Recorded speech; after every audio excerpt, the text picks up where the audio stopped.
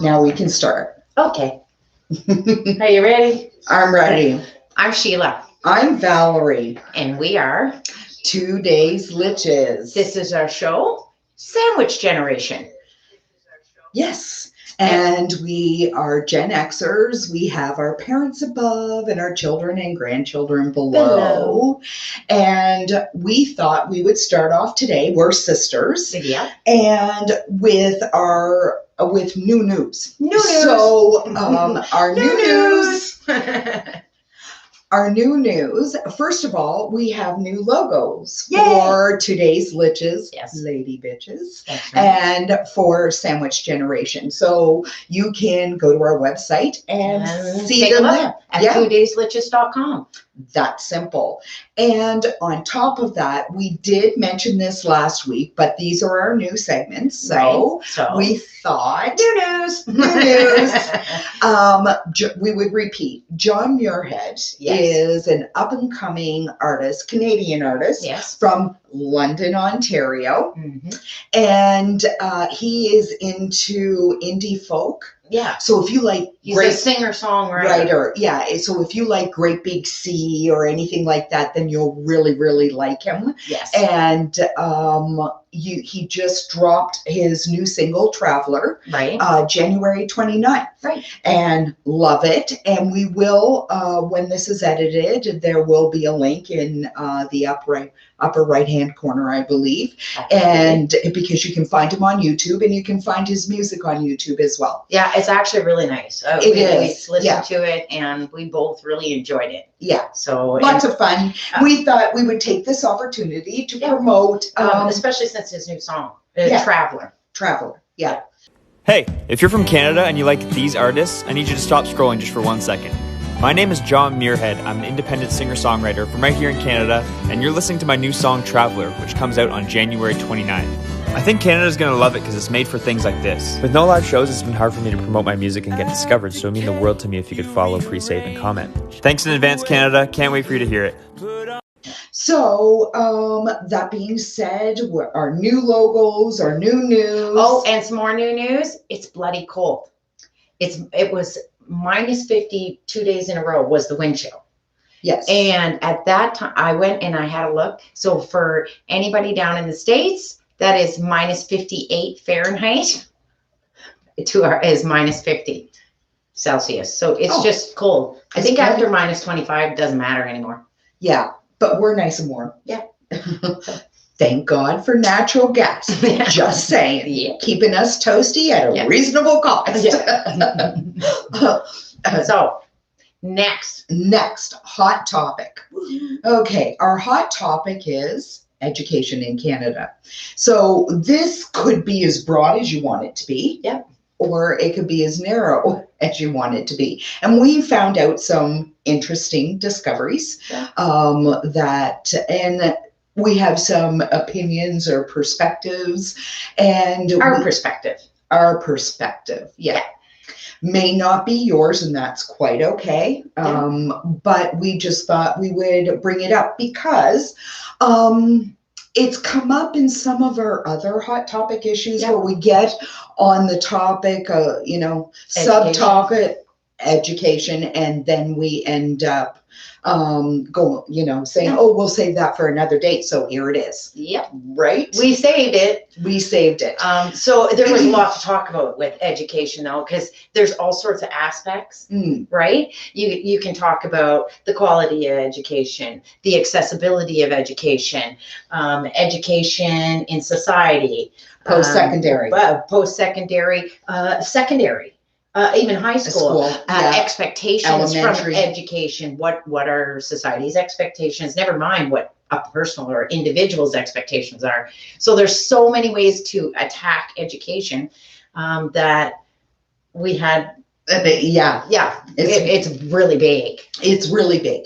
So first of all, what started this was the fact of, in our 4-part series on equality, we had discussed how education is key for equality. And one of the key parts to education is not watering down the truth. Right. Right. I would like to start off by saying that there are 20 countries in this world, right, that offer free post-secondary education. Yes, they do. Okay.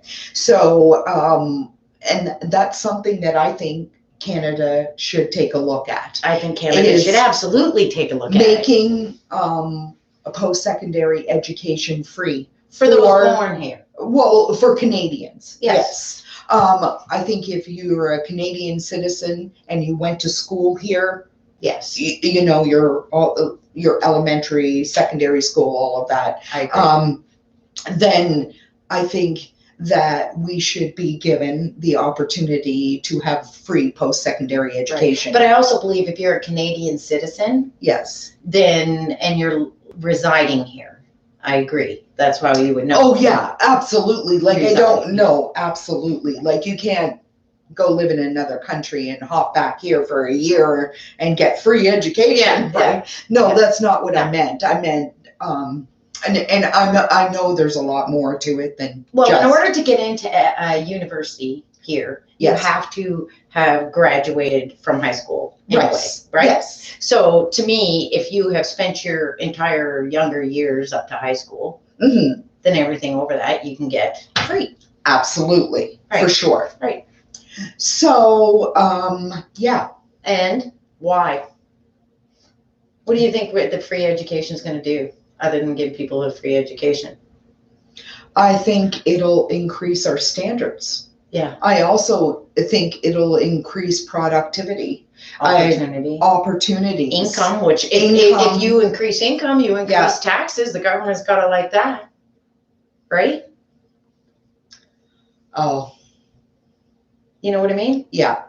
The government's got to like that. Yeah. If you increase people's income, you're increasing the amount of taxes you can get. Exactly. So in a way that pays for itself. Like you said, I don't know how you're going to do that. Well, not only that, we have a lot of foreign students that come here to educate from all over the world because our post-secondary education is exceptional here in Canada, and they pay to go to university here, which is all well and good. The reality is, I think if we live here, and we've gone to school here in our younger years and we're Canadian citizens, I think we should be given the opportunity for free post-secondary. And maybe I'm not saying, you know, oh, look, I want to become a doctor and I'm going to spend the next 7-8 years in school. Right. I'm saying maybe your undergrad degree is free. Anything after that, you would look at paying portions or all, but it would be or something, or to me, I'm like, why put a limit on what people can accomplish? Because let's face it, there's a lot of once you put that limit, well, you can't go anything higher than this without having to pay for it, then automatically it puts a burden on that person not to go any higher. So why put that burden on a Canadian citizen? Exactly. We do now, don't get me wrong. I'm saying right now, it doesn't matter. If you don't have the income, we have scholarships and stuff like that for really well, people who do really well and stuff like that through the public system, right? Exactly. Through scholarships and that. But that limits people who aren't in the honor roll, but could still become a really good nurse or a really good No, absolutely. I agree that I think one of the biggest challenges is, what do you do when you come out of school and you have all this debt? Right. So one, you're just at the beginning of your career, so you're not getting top dollar. No. Okay. No. I don't care whether you're a doctor or a lawyer or whatever, you're just coming out of law school or med school or whatever. You're working 80 hours a week and you are certainly not getting top dollar. No. The reality is, like anything else, it's hard work. You're going to. And experience and education. It will pay in the end. And it does pay in the end. But the reality is you have, God knows how much, 60, 100,000 in debt. that has to be paid back, and that's so unrealistic. It's almost as though because you get the education, the government owns you. Well, kind of. Right. Well, then here's a theory. Go join the forces or something in their ROTC program. Yeah. Get your education paid for. You owe them years of service afterwards, right? Just like going back, and I guess if you think that you put 2 and 2 together, it's kind of right. Thing, yeah, but you owe like if you might owe 8 years of service, but after 8 years, hey. And you've got 8 years of pretty good and a good resume, a really good resume. There's options, but the reality is, I do think post-secondary education in Canada should be free for. Well, it not being free makes it limiting. Yes, makes it limiting. Right? Oh, so it becomes a limiting factor in people's income in the future.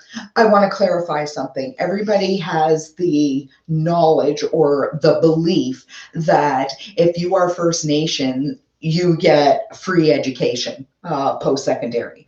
And that is not actually 100% correct. No. 1, you have to be status. Yes. Right? 2, you have to qualify.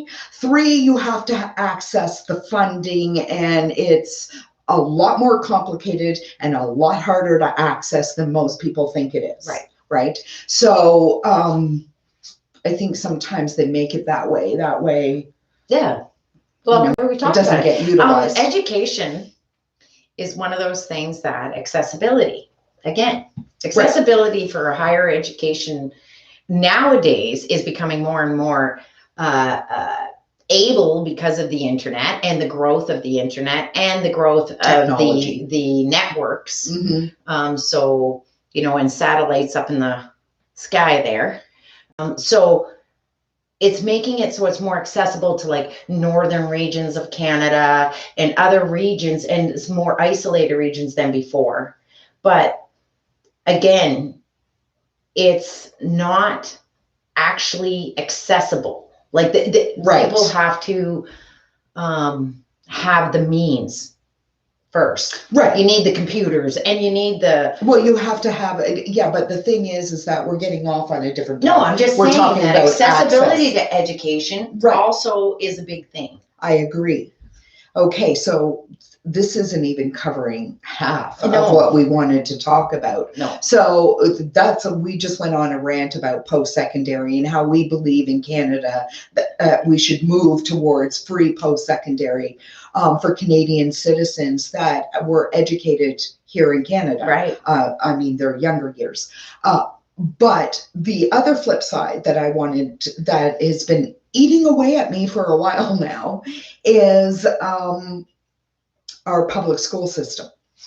So for a lot of you, our public school system, to be honest, is run, we get federal dollars, provincial dollars, and municipal dollars. Right. Okay. But the federal government actually has no, they don't. No actual ministry. There's no education ministry.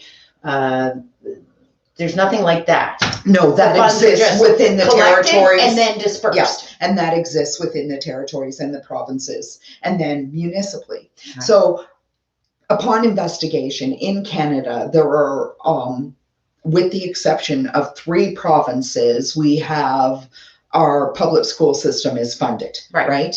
Now, in 3 provinces, the provinces are funding not just the public school system, but they also have tax dollars and funding going to what they call a separate school system. Yeah. So they have 2 school systems. Yeah. So we have a separate school system in Ontario, in Alberta, and in Saskatchewan. Right. Doesn't exist anywhere else, but in those 3 provinces, we have a separate school system, which is linked to the Catholic school system.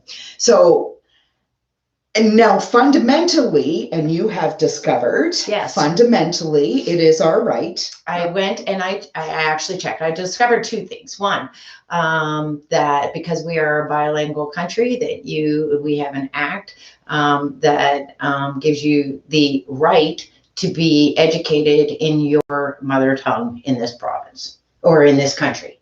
Right. So either French or English. Sorry. Right. Be careful. Okay. Yeah. Either French or English. That's right. Because those are our only two official languages. Right. So you can if you move to a province that is the majority is English, you can be educated in a French school system, which we do have here. Right, but that right exists even in justice. Yes. Yes. Okay. And then the exact same thing with religion. Yes. So you have the right to be educated with your religion.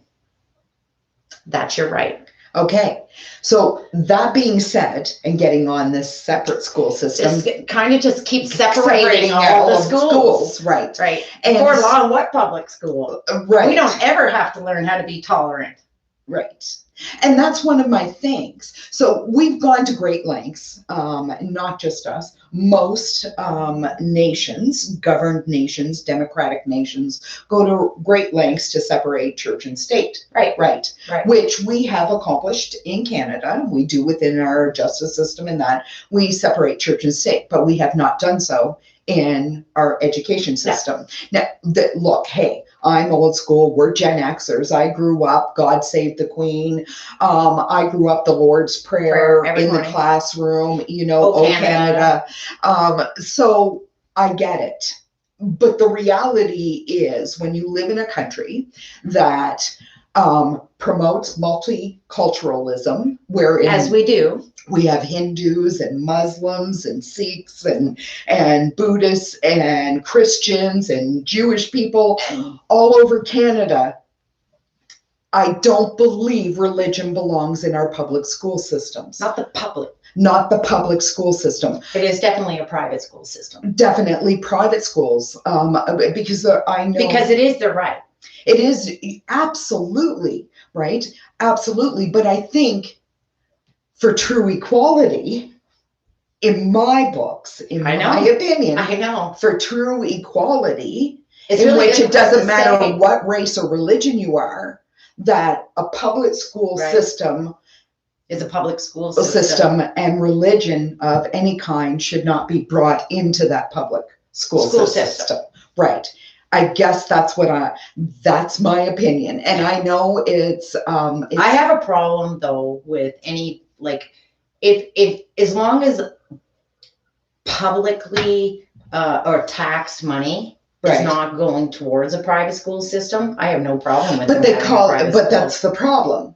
Our tax dollars do go towards you get to pick. Now, here's the thing. You can pick, right? The Catholic schools. Actually, and this is a funny thing. When we moved to the county of Grand Prairie, we got a letter after we purchased our home. And in that letter from the county, they asked if they wanted our tax dollars, like whatever portion, to go either towards the Catholic school board or the public school board. Okay. Anyway, and I was like, okay.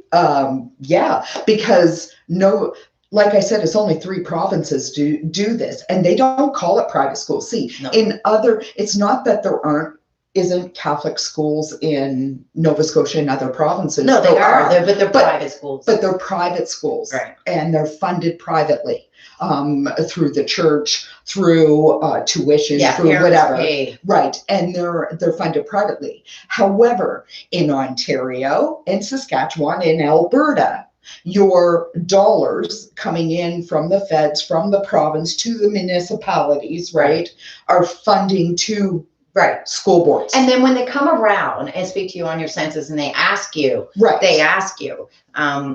where do you want your education dollars? And you can tell them either public or private. It's not private, separate. They call it separate here. Even though I would argue that it should be private. Right. That's my argument. I know we'll probably take a lot of heat for this. Of course we will. Because it's not that, hey, we're Christian. It's not that. It's just that I'm a very firm believer. Doesn't mean that I believe in publicly funded money going into a private school system.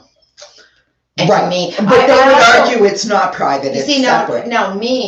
Separate. That's what they're into arguing, a separate school system. Which fundamentally in every other province that doesn't subscribe to this, it's a private school. I guess when money's tight, right? Right. When money's tight, I think it's something that I just think it's a public, and I'll tell you why I think it's public. Why?